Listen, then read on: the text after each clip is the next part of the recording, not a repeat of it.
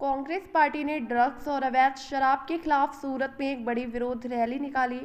ये rally Gujarat youth Congress, NSUI और सूरत city Congress के संयुक्त नेतृत्व में आयोजित की गई।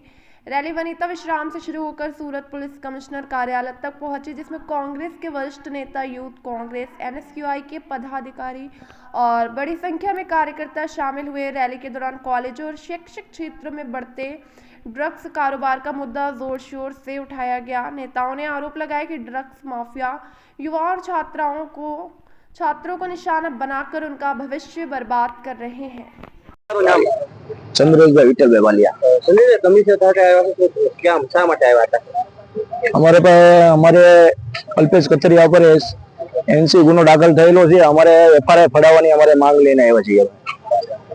કઈ તારીખે ઘટના બની? 13 તારીખના રાત્રે 2 વાગે। અત્યાર સુધીમાં શું પગલા લેવા? અત્યાર સુધીમાં કોઈ પણ જાતના પગલા લેવામાં નથી આવ્યા। હાલ તમારી શું માંગ છે? કમિશનરમાં આવ્યા છો, કમિશનર સાહેબને મળ્યા? મને ન્યાય મળવો જોઈએ, મારે બીજું કોઈ વસ્તુ જોતું નથી। મને પોલીસ વાળાના તંત્રની સામે માર્યો છે તો પોલીસ વાળાથી એ ઊંચો પદનો ગણાતો હશે કે એની પર કઈ હોદ્દો હશે કે કા સત્તા કા પોલીસ વાળા એનાથી બીવે છે। તમારી માંગને પૂર્ણ કરવામાં નહીં આવે તો કઈ પ્રકારે કાર્યવાહી? તો અમારી રીતના લડત ચાલુ રાખશું। મને ન્યાય નહીં મળે ત્યાં સુધી।